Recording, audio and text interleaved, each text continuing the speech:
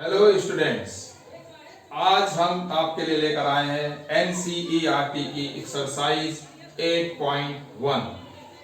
इससे पहले वाला जो मेरा लेक्चर था इंट्रोडक्शन ऑफ ट्रिग्नोमेट्री, यदि आप लोगों ने वो देख लिया है तो क्वेश्चन नंबर 1, 2, 3, 4 एंड 5 अब मुझे बताने की बिल्कुल भी जरूरत नहीं है। यदि आपने नहीं देखा है तो मेरे डिस्क्रिप्शन में नीचे इसका लिंक दिया हुआ है, वहां पर जाइए और एक बार इंट्रोडक्शन ऑफ ट्रिग्नोमेट्री का वो लेक्चर जरूर देखिए। तो पार्ट 1 जो मैंने इसका बनाया है तो आपको वो बहुत अच्छे से समझ में भी आएगा। और क्वेश्चन नंबर 1, 2, 3, 4 और 5 में एक बार फिर कह रहा हूं, आप खुद बहुत ही आसानी से बना लीजिएगा। रही बात क्वेश्चन नंबर 6 की, तो ये हम सबसे आखिरी में इस पर चर्चा करेंगे। उसका कारण है ये कि इसमें ज्योमेट्री का टच है और बहुत बच्चों को ज्योमेट्री से थोड़ी परेशानी होती है, तो इसलिए उसे हम बहुत ही आराम से आपको सबसे आखिरी में बताने वाले हैं। तो हम स्टार्ट करते हैं यहाँ पर क्वेश्चन नंबर 7 से। और क्वेश्चन नंबर 7 भी बाकी जैसे आप ऊपर क्वेश्चन बनाए हैं उसी तरीके से है, लेकिन फिर भी हम यहाँ 7 से स्टार्ट कर रहे हैं ताकि आपको जो पिछला आपने पढ़ा है उससे आपकी जो कड़ी है वो पूरी तरह से जुड़ जाए। तो स्टार्ट करते हैं question number 7। Question number 7 exercise 8.1 में कहा गया है कि कॉट थीटा का वैल्यू हमें दे दिया गया है। कितना दे दिया गया है? 7/8। 7/8 और हमसे पूछा गया है निकालने के लिए क्या? हमसे पूछा गया है 1 plus sine theta, find the value of 1 plus sine theta into 1 minus sine theta by 1 plus cos theta into 1 minus cos theta. इसका वैल्यू फाइंड करने के लिए कहा गया है फर्स्ट पार्ट में, और इसी के सेकंड पार्ट में कहा गया है निकालने के लिए कॉट स्क्वायर थीटा का वैल्यू। तो अब हम इसे कैसे बनाएंगे? जैसे कि आप यहाँ पर देख रहे हैं कि कॉट थीटा का वैल्यू 7/8 दिया गया है, और कॉट थीटा होता है क्या? b/p, base by perpendicular. तो इसका मतलब बेस लिया गया है हमको यहाँ से 7, परपेंडिकुलर में लिखा गया 8। लेकिन जब हम इसे सपोज करेंगे तो हम क्या लिखेंगे बेस को? पहले तो हम एक ट्राइंगल बना लेते हैं। यहाँ पर एक राइट ट्राइंगल बना लीजिए। सबसे पहले ट्राइंगल का नाम आप कुछ भी दे सकते हैं, ABC, क्योंकि हमको यहाँ पर लिखना पड़ेगा थीटा, क्योंकि एंगल कॉट थीटा, कॉट के आगे थीटा लिखा है ना एंगल के रूप में, तो यहाँ पर हमको थीटा लेना होगा। और अब आप देखिए जब हम एंगल ले लेते हैं तो उसके ठीक सामने परपेंडिकुलर होता है, तो ये AB क्या हो गया है? परपेंडिकुलर हो गया है। और BC बेस, जैसा कि मैंने आपको बताया था कि 90 डिग्री के सामने हाइपोटेनस फिक्स साइड होती है, वो चेंज नहीं होती। तो यहां से जो मेरा बेस है वो क्या बनेगा? BC। तो BC को हम क्या लिखेंगे? 7G नहीं 7K, क्योंकि ये तो रेशियो में दिया गया है। और फिर हम लिख लेंगे AB इक्वल हो जाएगा 8K। तो BC की जगह पर आ गया 7K और यहां पर आ जाएगा परपेंडिकुलर की जगह पर 8K। और अब हम इसमें यूज करने वाले हैं पाइथागोरस थ्योरम, क्योंकि हमको इसमें निकालना है हाइपोटेनस, क्योंकि हमको साइन और कॉस का वैल्यू चाहिए और वो बिना हाइपोटेनस के पॉसिबल नहीं है। तो लगाइए इसमें Pythagoras. AC square equal AB square plus BC square. लग गया पाइथागोरस। AC स्क्वायर 8K का whole square plus 7K whole square, और ये हो जाएगा 64K स्क्वायर और 7 का स्क्वायर 49। दोनों को हम ऐड करेंगे, ऐड करके आएगा 113K स्क्वायर। ये आ गया किसका वैल्यू? AC स्क्वायर का वैल्यू आ चुका है। लेकिन हमको निकालना है किसका वैल्यू? AC का। तो यहां कर दीजिए स्क्वायर रूट 113K स्क्वायर। देखिए K का रूट निकल जाएगा K, लेकिन 113 परफेक्ट स्क्वायर नहीं है तो वो रह जाएगा रूट के अंदर। तो इस तरह से इसका वैल्यू हम निकाल चुके हैं K इंटू रूट 113। अब हमको जो रेशियो चाहिए साइन और कॉस, उसका भी हम वैल्यू आसानी से निकाल लेंगे। देखिए साइन थीटा क्या होता है, साइन थीटा होता है P बाई एच। P यहाँ पर क्या है, ये जो AB है यानी 8K, ये हो गया 8K, और H कितना हो गया K into root under 113, K cancel, तो लीजिए साइन का वैल्यू आ चुका। और हमें किसका वैल्यू निकालना है, एक और वहां पर लिखा है कॉस थीटा, तो चलिए कॉस थीटा का भी वैल्यू हम लोग निकाल लेते हैं। तो कॉस थीटा का वैल्यू क्या हो जाएगा, वो होता है B बाई एच। B हो गया 7K, H हो गया K रूट 113, K और K कैंसिल, तो ये वैल्यू आ गया 7 बाई रूट 113। इस तरह से साइन थीटा और कॉस थीटा दोनों का वैल्यू हमने निकाल लिया। चलिए अब हम लोग उसको सॉल्व करते हैं जो वहां पर दिया है। वहां पर क्या लिखा था, तो इधर से सॉल्व स्टार्ट करते हैं।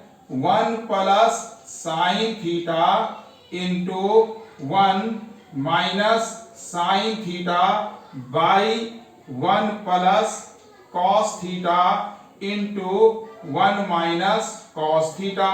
अब देखिए इसे अप्लाई करने से पहले ही आपके पास में यहां पर एक फार्मूला बनता हुआ दिख रहा होगा आपको, a plus b into a minus B.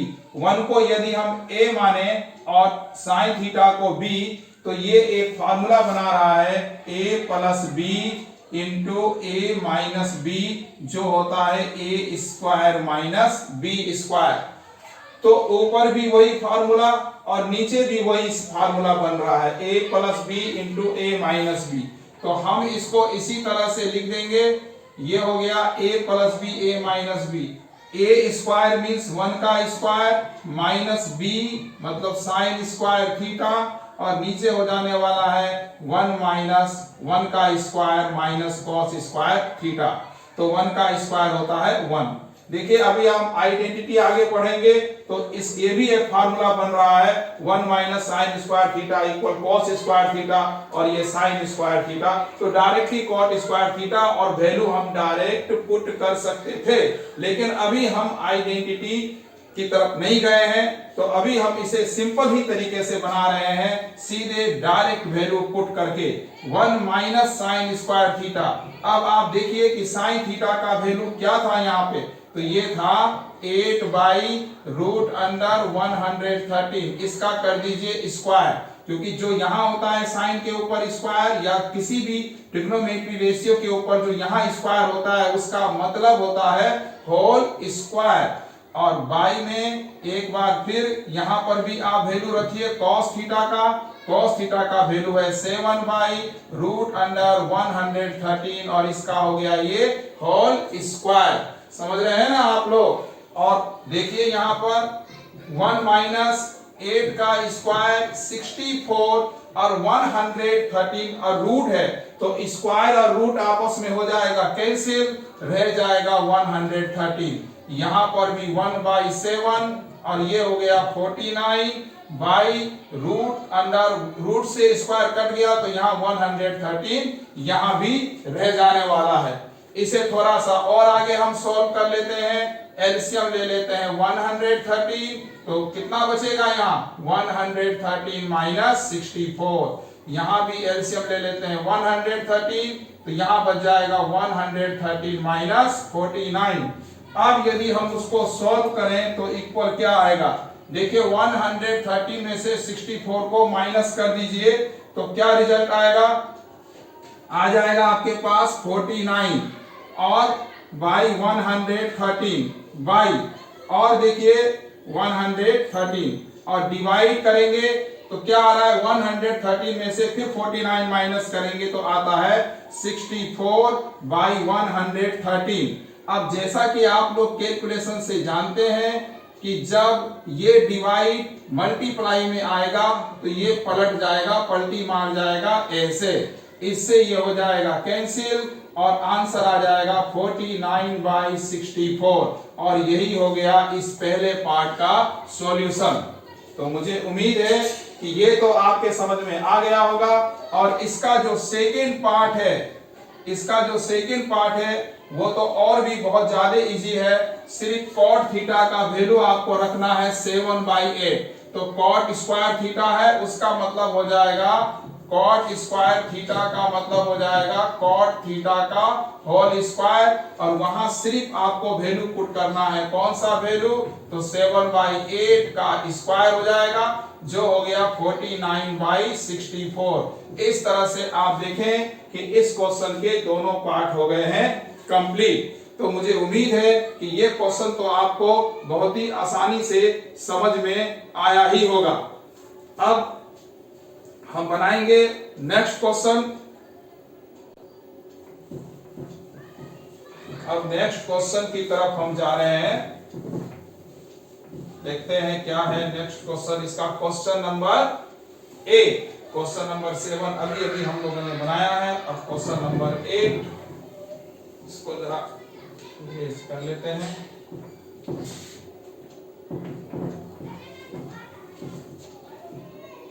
Question number 8, 10a equal 1/√3। 10a equal 1/√3। तो इसमें हमें क्या प्रूव करने के लिए कहा गया है? इसमें प्रूव करने के लिए कहा गया है, वैल्यू निकालने के लिए कहा गया है, प्रूव करने के लिए नहीं कहा गया है कि sine a into cos c, कहा गया है sine a into cos c plus cos a into sine c। तो इसके दो पार्ट हैं। एक पार्ट मैं आपको बता देता हूं, दूसरा पार्ट आप स्वयं बना लीजिएगा, क्योंकि वो भी बिल्कुल ऐसे ही होने वाला है। तो 10a का वैल्यू दिया गया हमें 1/√3। तो 1/√3 10a का वैल्यू दिया गया है। देखिए हम सबसे पहले एक राइट एंगल ट्राइंगल बना लेते हैं।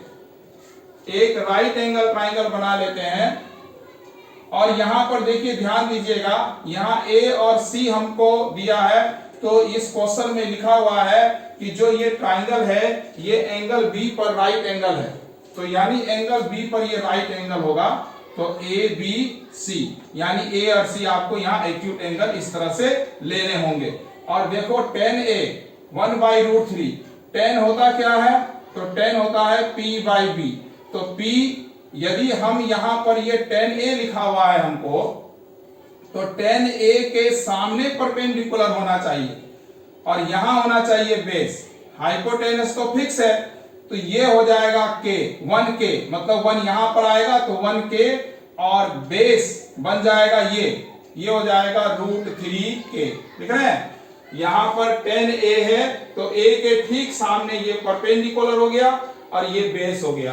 तो अब इसमें हम लगाएंगे पाइथागोरस, और पाइथागोरस से निकालेंगे हम वैल्यू। इसका वैल्यू निकालेंगे, इस AC का वैल्यू फाइंड करेंगे पाइथागोरस से।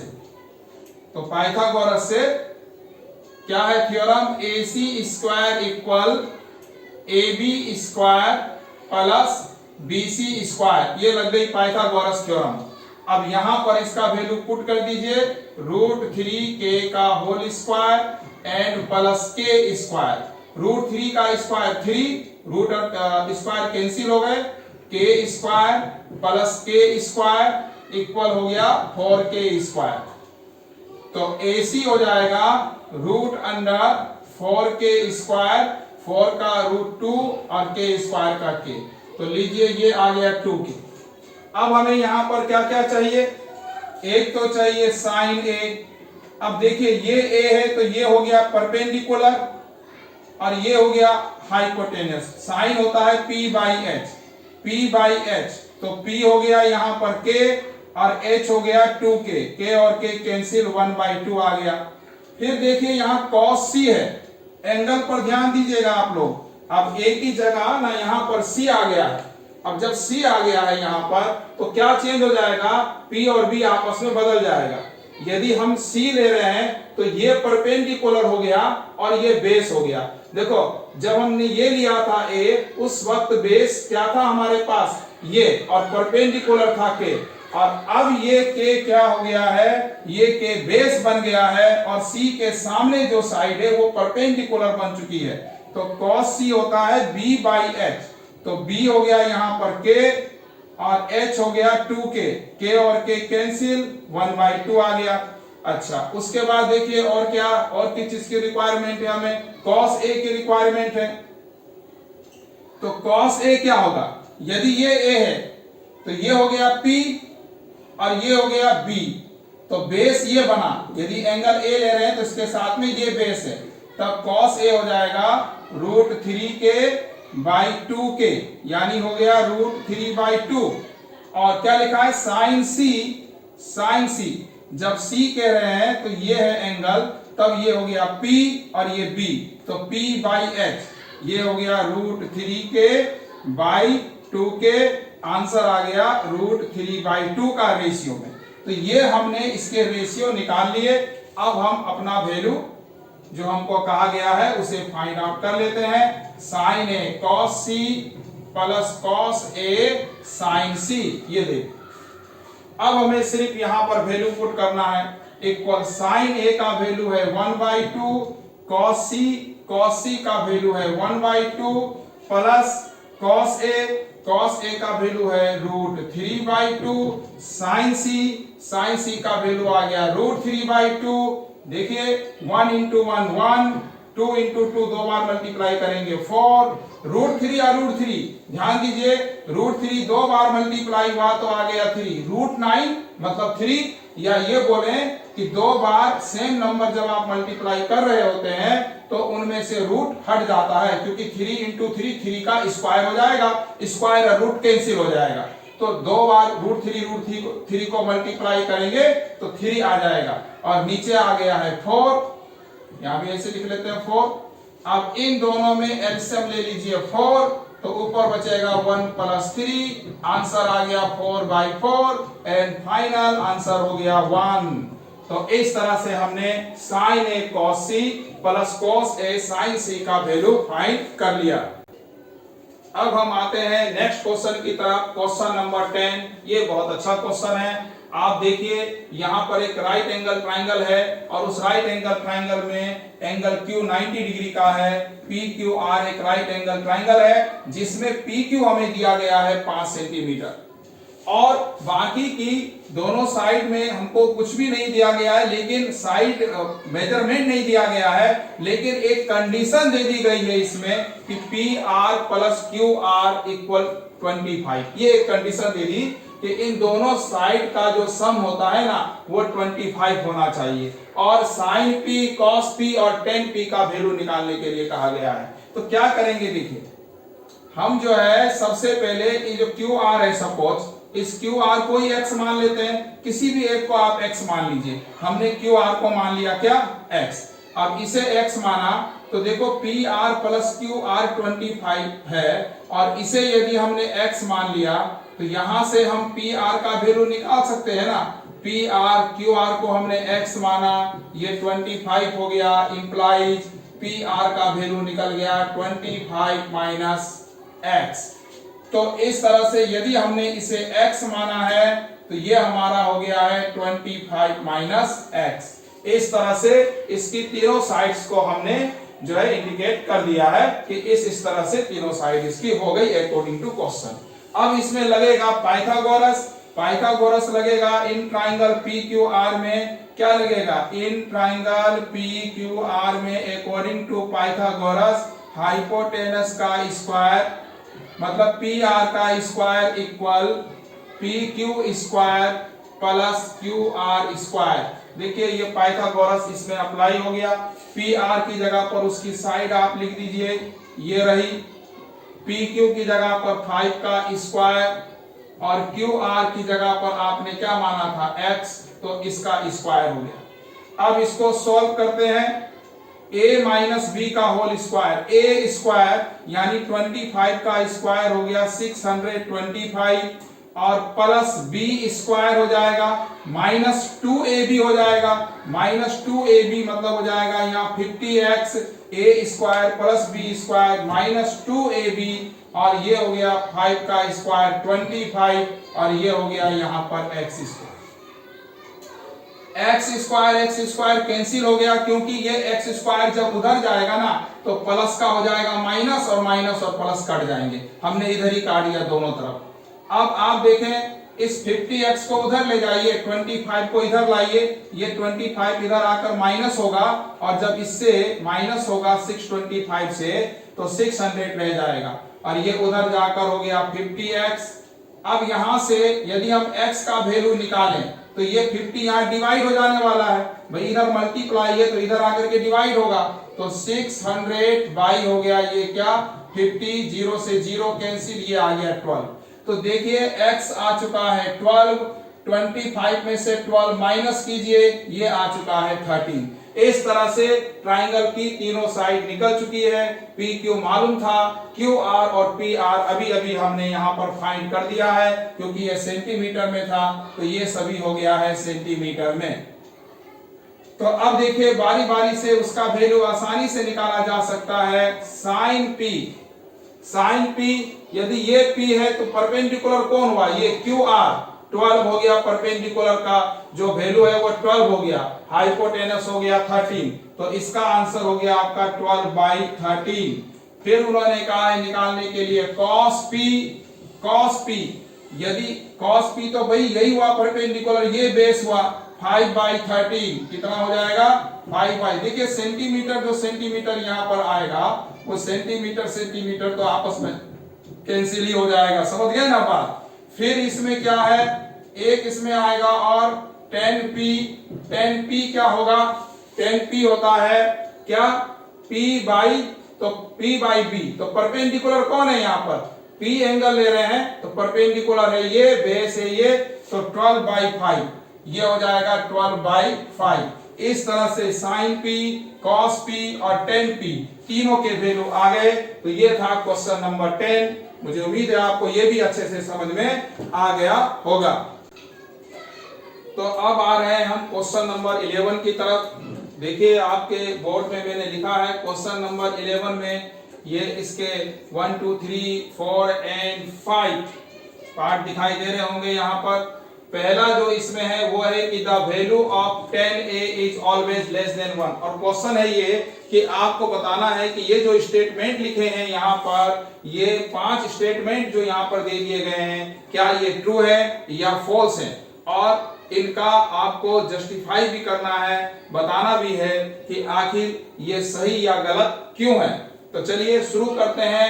पहला क्या लिखा हुआ है कि the value of 10a is always less than 1। क्या 10a का पूछता है कि क्या 10a का वैल्यू हमेशा 1 से कम होता है, 10a का वैल्यू हमेशा 1 से कम होता है, ये बात बिल्कुल गलत है, ये फॉल्स है। और ये फॉल्स क्यों है, क्योंकि 10a यदि आप देखें यहां पर हमने a ले लिया, a b c ये ट्राइंगल हो गया, तो देखिए आप 10a होता क्या है, आप ही बताइए। 10a क्या होता है, p/b होता है, परपेंडिकुलर और बेस के रेशियो पर डिपेंड करता है। और आप देखिए यदि मैं आपको परपेंडिकुलर को छोटा कर दूं, इसको बड़ा कर दूं, ये कंडीशन भी हो सकती है। हो सकता है मैं परपेंडिकुलर को बड़ा रखूं, बेस को छोटा रखूं, ये कंडीशन भी हो सकती है। या हो सकता है मैं दोनों को बराबर रखूं, ये कंडीशन भी हो सकती है। तो ये जो कंडीशन आपकी है, ये देखिए यहाँ पर ये p छोटा हो गया और ये क्या हो गया, बड़ा हो गया। तो जब न्यूमरेटर में जो है वही छोटा हो गया है और यहाँ पर ये क्या है, बड़ा है। कोई भी नंबर जब आप ऊपर छोटा और नीचे बड़ा लिखेंगे तो आप पाएंगे कि इसका आंसर जो है 1 से कम आ गया। तो देखिए इस केस में तो 1 से कम आ रहा है, लेकिन यहाँ पर यदि हम p को बड़ा रखें और बेस को छोटा कर दें, जैसे कि 5/3 लिख दें, तो देखिए इसका वैल्यू 1 से क्या आ रहा है, अब ग्रेटर आ रहा है। और इस केस में देखिए दोनों ही इक्वल हैं, यहाँ 3 तो यहाँ भी 3, तो ऐसे केस में 1 के इक्वल आ रहा है। तो 10 का वैल्यू 1 के इक्वल भी हो सकता है, 1 से छोटा भी और 1 से बड़ा भी। ये कह देना कि हमेशा ये 1 से कम होगा, ऑलवेज लेस देन 1, ये फॉल्स है, ये गलत है। तो आप समझ गए होंगे कि पहला जो है वो फॉल्स है, और आप यहाँ पर ये कंडीशन लिख सकते हैं कि जो 10 का वैल्यू है वो p और b के रेशियो पे डिपेंड कर सकता है, और वो तीनों केसेस में एग्जिस्ट करता है, 1 से कम, 1 से ज्यादा और 1 के इक्वल। ओके, आते हैं सेकंड पर। सेकंड में क्या लिखा है जरा देखिए आप। sec a इक्वल 12 बाई ए। अब sec a होता क्या है? sec a का मतलब यदि आप किसी राइट ट्राइंगल में देखें तो सपोज ये a b और c, यहां पर एक राइट एंगल ट्राइंगल मैंने यहां बना दिया है और यहां sec का वैल्यू होने वाला है h by b, hypotenuse by base. cos का उल्टा होता, cos होता है b बाई h और sec होता है h बाई b।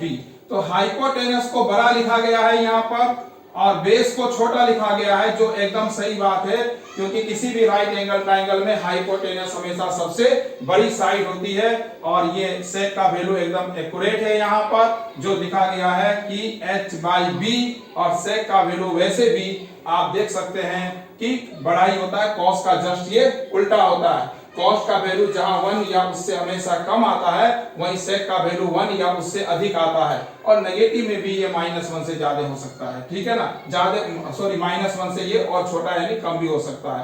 तो आप देखें कि जो ये sec का वैल्यू है यहाँ पर ये एकदम सही लिखा गया है 12/5, तो ये एकदम एक्यूरेट है, सही है, ये ट्रू है। तीसरे क्वेश्चन पर आप आइए और यहां पर आप देखेंगे कि cos a इज क्या लिखा है? Abbreviation use for the cosecant of angle A. मतलब जो cos a है वो कोसिकेंट का एक संक्षिप्त यानी कि छोटा रूप है। ये बिल्कुल गलत बात है। आप लिखेंगे cos a तो किसका छोटा रूप लिखते हैं हम? कोसाइन का। कोसिकेंट को तो कोसेक लिखते हैं हम, तो इसका मतलब ये तो देखने से पता चल गया हमको कि ये एकदम गलत लिखा हुआ है, फॉल्स है। कोसाइन का होना चाहिए, रीजन में आना चाहिए आपका, जस्टिफाई जब करेंगे कि cos a तो कोसाइन का ही एक छोटा रूप है। cot a is the product of cot and a। बिल्कुल गलत बात है ये, क्योंकि मैंने आपको बताया है कि cot a खुद एक पूरा टर्म हो गया, यानी हम रेशियो निकाल रहे हैं किसी एंगल के रिस्पेक्ट में, इसके बीच में प्रोडक्ट नहीं है। cot a का मतलब होता है cot ऑफ एंगल a और इनके बीच में प्रोडक्ट नहीं होता है। तो आप लिखेंगे कि यहां पर जो है cot a का मतलब होता है cot ऑफ एंगल a और cot a पूरा एक टर्म है यहाँ पर, इसका मतलब cot एंड a का प्रोडक्ट लिखना इसको रॉन्ग है, ये भी फॉल्स है। sin theta equal 4/3। अब sin होता क्या है? sin होता है p बाई h। अब यहां पर h दे दिया छोटा और p दे दिया बड़ा, जबकि सबसे बड़ी साइड क्या होती है राइट एंगल ट्राइंगल में? हाइपोटेनस होती है। तो ये तो पूरी तरह रॉन्ग है। आप लिखेंगे hypotenuse never less than side of right triangle, right triangle की other side of right triangle. जो बाकी की दोनों साइड है उनसे हाइपोटेनस कभी छोटा नहीं हो सकता है, कभी छोटा बिल्कुल हो ही नहीं सकता, हमेशा वो सबसे बड़ी साइड होती है। तो ये तो एकदम रॉन्ग है, तो ये भी हो गया फॉल्स। तो इसमें आप देखें सिर्फ ये ट्रू हुआ, बाकी सारे के सारे हमको दिखाई दिए इसमें फॉल्स। तो अब हम आते हैं नेक्स्ट क्वेश्चन, जो यहाँ पे लिखा है क्वेश्चन नंबर 6। जैसा कि मैंने कहा था आपसे कि इसकी चर्चा हम आखिरी में करेंगे और इसमें क्योंकि ज्योमेट्री टच है तो अब हम तसल्ली से इस पर चर्चा कर सकते हैं। क्वेश्चन नंबर 6 है कि if A and B are acute angles such that cos A equal cos B, then show that angle A equal angle B। अब आप यहाँ देख रहे होंगे कि मैंने ये यहाँ ऐसे इतने ट्राइंगल बना दिए हैं। एक्चुअली में इस क्वेश्चन में क्या क्या बातें लिखी छुपी है जो नहीं लिखी हुई है इस क्वेश्चन में, और हम लोग उसमें भ्रम में ना पड़े कि जैसे इसमें कहीं भी राइट एंगल ट्राइंगल नहीं लिखा हुआ है। ट्रिग्नोमेट्री राइट एंगल ट्राइंगल पर अप्लाई होती है, लेकिन ये जरूरी नहीं है कि आपको क्वेश्चन में राइट एंगल ट्राइंगल हमेशा दिया जाए। आप देखते होंगे जहां पर उसे राइट एंगल ट्राइंगल देना है वो लिख देता है क्वेश्चन में कि PQR या ABC एक राइट एंगल ट्राइंगल है। जैसे हम यहाँ पर मैंने देखिए case first, case second, case third यहाँ पर बना दिया है। यदि हम ये समझे कि ये एक राइट एंगल ट्राइंगल है तब तो इसको बनाना बहुत ही ज्यादा आसान है। ये ऑटोमेटिक ही एंगल है, एंगल बी के इक्वल हो रहा है, क्योंकि आप देखिए इस ट्राइंगल में हमने cos A equal cos B यहां से गिवन ले लिया है, जो हमको यहां पर दिया हुआ है। cos A का वैल्यू क्या हो जाएगा? B by H। यदि हम यहां पर A मानेंगे तो B बाई H, और यदि cos B के लिए देखेंगे तो cos b के लिए यदि हम यहां पर देखेंगे तो ये परपेंडिकुलर है, तो ये बेस तब हो जाएगा BC by AB, और AB कैंसिल हो गया क्योंकि क्रॉस मल्टीप्लाई में AB यहां आ जाएगा, तो AB कैंसिल हो गया। CA equal BC, opposite side यदि किसी ट्राइंगल की इक्वल हो जाती है तो उसके अपोजिट एंगल भी इक्वल हो जाते हैं। ये हो गया कि यदि हम उसको एक राइट एंगल ट्राइंगल मान ले। ये भी तो नहीं दिया हुआ है ना कि ये एक ही ट्राइंगल के एंगल है, ये भी तो नहीं दिया हुआ है कि ये ऐसा कोई ट्राइंगल का नाम तो नहीं दिया हुआ है ना कि ABC एक ट्राइंगल है जिसमें एंगल A और B है, सिर्फ लिखा हुआ है कि cos A और cos B है। तो देखिए आप, यदि हम यहां पर एक ट्राइंगल इसको ले भी लें कि ये कोई एक ट्राइंगल है और इसमें ये एंगल और ये एंगल B है, तो इसमें ट्रिग्नोमेट्री तब तक अप्लाई नहीं होगी जब तक इसमें हम परपेंडिकुलर ड्रॉ नहीं करेंगे। कर दिए परपेंडिकुलर ड्रॉ, तो अब दो राइट एंगल ट्राइंगल बन गए, दो अलग अलग ट्राइंगल बन गए, एक ये और एक ये। यदि हम इसको ऑब्ट्यूस एंगल लें, ऑब्ट्यूस एंगल ट्राइंगल लें, तो भी तो परपेंडिकुलर डालेंगे, तो ये दो बन गए। इसलिए हमने यहां पर इस क्वेश्चन को सॉल्व करने के लिए दो अलग अलग ट्राइंगल ले लिए हैं। यहां एंगल A और B रखा है, बाकी एंगल हमने यहां डिफरेंट दे दिए हैं। आप ऐसा भी सोच सकते हैं कि हम तीनों केस को इसमें अप्लाई करें, लेकिन आप कंफ्यूज ना हो। ये क्वेश्चन आपको लग रहा होगा कि ऐसे में बहुत लंबा हो जाएगा और इसका जवाब है कि हमें क्या करना चाहिए, तो वही करना चाहिए जो हम यहाँ पर कर रहे हैं। सिर्फ ये पार्ट, इसका आंसर आपको इस तरह से देना है। आप बोलेंगे क्यों? क्योंकि एनसीईआरटी ने भी एग्जाम्पल नंबर 2 में ऐसे ही किया हुआ है। आप एग्जाम्पल देख सकते हैं इसका, ठीक है ना। वहां भी उन्होंने दो डिफरेंट ट्राइंगल लिए हैं और बाकी केसेस पर कोई चर्चा नहीं की है, तो आप भी इसको ऐसे ही बना लीजिएगा बिना किसी टेंशन के, ठीक है ना। आप चाहे तो पूरे केसेस भी कर सकते हैं, मैंने आपको समझा दिया है। तो अब देखें, लेकिन इसको बनाएंगे कैसे। cos A equal cos B हमको गिवन है। यहां से जरा cos A देखिए क्या होता है, ये A है तो ये P और ये B हो गया, तो ये हो गया RA by AQ। चलिए, और ये cos B को हम देखते हैं, B यहां पर आ जाइए, cos B, तो बेस मेरा हो जाएगा यहां पर ये, तो ये B, तो ये हो गया BD by BC, ये हो गया। तो RA by AQ, BD by BC। अब यहां पर क्या आ गया है कि दोनों साइड ना सेम ट्राइंगल की आ रही है। हम चाहते हैं कि इसकी ये साइड और इस साइड में रेशियो आए, तभी हम दोनों ट्राइंगल को सिमिलर कर पाएंगे। देखिए, अब हम यहां पर क्या कर रहे हैं कि इसको चेंज कर देते हैं। ऐसे RA को रहने दिए, इस BD को यहां ले आए और BD की जगह पर इधर हम AQ रख दिए ऐसे, और BC तो अपनी जगह है ही, RA अपनी जगह, BC अपनी जगह। ये कोना कानी चेंज कर दिए, इधर का कोना इधर का कोना, ऐसे ऐसे चेंज कर दिए, और इसको बोलते हैं मैथ की लैंग्वेज में अल्टरनेंडो। क्या बोलते हैं? अल्टरनेंडो, बाई अल्टरनेंडो आप इसमें लिख सकते हैं कि बाई अल्टरनेंडो मतलब हमने ऐसे कोना कानी चेंज कर दिया है, कॉर्नर टू कॉर्नर, ठीक है ना। इसका न्यूमरेटर और एक का डिनोमिनेटर आपस में चेंज कर दिया है। तो जब ये कंडीशन आ गई आपके लिए, ये समझ गए होंगे, आगे हम यहाँ सॉल्व करेंगे अभी। RA by BD equal AQ by BC। RA देखिए इसका आ गया, BD इसका आ गया, AQ बाई BC, ठीक हो गया। अब इसको मान लीजिए सपोज K के इक्वल, मान लीजिए इसको सपोज K के इक्वल, तो RA क्या हो जाएगा? K into BD। करते रहिए, अभी समझ में आएगा लास्ट में एकदम बढ़िया से। K इंटू BD, और यहां पर आप देखिए AQ भी निकाल लीजिए, ये क्या हो जाएगा? K into BC। भाई ये भी इसके इक्वल है और ये भी इसके इक्वल है, क्योंकि बीच में इक्वल लगा था तो रेशियो सेम था, और हमने कहा कि सपोज इनका आंसर दोनों का सेम है और वो आंसर है K, तो हमने दोनों का वैल्यू निकाल लिया, RA का भी BD के टर्म में और AQ का BC के टर्म में। ये दो बातें हमने यहां लिख दी। अब आप एक काम कीजिए, देखो ये बाई ये हमको मिल चुका, ये बाई ये भी हमको मिल चुका, कमी है तो ये बाई ये की, इस रेशियो की कमी है, तो उसकी कमी को पूरा कीजिए, RQ बाई CD लिखिए।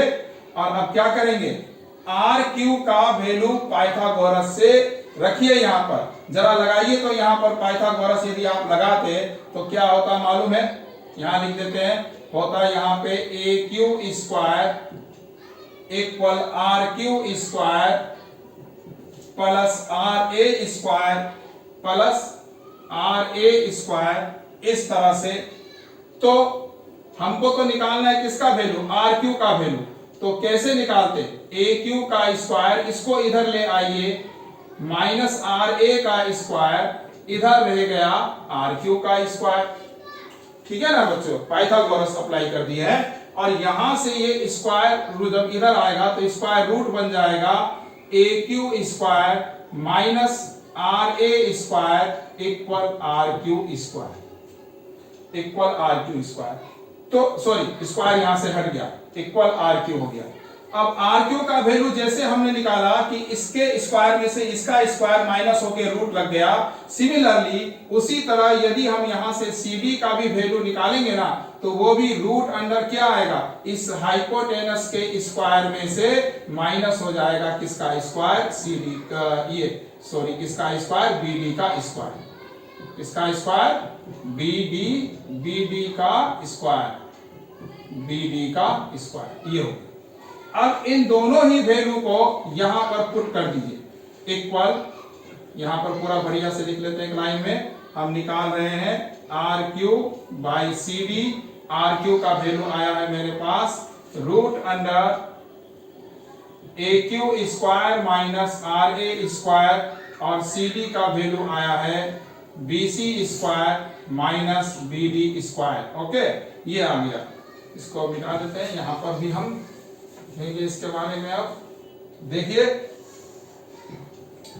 अब आप देखिए यहां से आर ए का वैल्यू हमको पता है और एक ए क्यू का वैल्यू हमें पता है, तो हम ए क्यू की जगह पर लिख देंगे, यहां पर लिखा है के बी सी, तो रूट अंडर ए क्यू की जगह पर लिख दीजिए के बी सी, तो कौन बनेगा, करोड़पति हो गया, के बी सी, और माइनस लगाकर आर ए ये रहा, इसकी जगह पर है के बी डी का होल स्क्वायर हो गया, बाई, इसको ऐसी रहने दीजिए, बीसी बीडी मैचिंग कर रहा है इसलिए छोड़ दीजिए, बाद में ये कट सकता है, BC square minus BD square, तो इसको हमने ऐसे रख दिया। अब यहां पर हम क्या देख रहे हैं, इक्वल। अब आप देखिए इन दोनों में इसको यदि सॉल्व करेंगे, यहीं पर एक लाइन और आगे हम सॉल्व कर लेते हैं, तो ये आ रहा है मेरे पास में के स्क्वायर बी सी का स्क्वायर और माइनस के स्क्वायर बी डी का स्क्वायर, दोनों का स्क्वायर, और बाई यहां पर ऐसी नोट कर लीजिए जैसा वो दिया हुआ है, ये आ गया। अब इन दोनों में जो है ना वो के स्क्वायर कॉमन ले लीजिए, इन दोनों में के स्क्वायर कॉमन ले लीजिए, तो क्या बचेगा, B C square minus B D square, और बाई नीचे तो जैसा है वैसे ही लिख देना है, B C square minus B D square. अब यहां से इस के को बाहर ले लेंगे, यहां से हम यहीं पर लेकर के आपको दिखते ले, यहां पर ले लेते हैं, के बाहर आ गया, के स्क्वायर का रूट के होता है, देखो इनटू है बीच में, तो ये बाहर आ गया, और ये रूट के अंदर ही रह गया, क्योंकि ये होल स्क्वायर तो है नहीं बीसी माइनस बीडी का कि जो ये भी बाहर आ जाएगा, ये तो BC square minus BD square है, और यहां पर भी वही है BC square minus BD square, ये दोनों सेम होने के कारण यहां पर देखिए आप कैंसिल हो गया और आ गया है के इक्वल। अब ध्यान दीजिए, ये हमने लिया था के इक्वल, और ये भी आ गया आपका R Q by C D भी आ गया के इक्वल, इन दोनों का भी देखिए सेम आंसर और इसका भी वही आंसर, तो इसका मतलब ये तीनों आपस में हो गए क्या, इक्वल।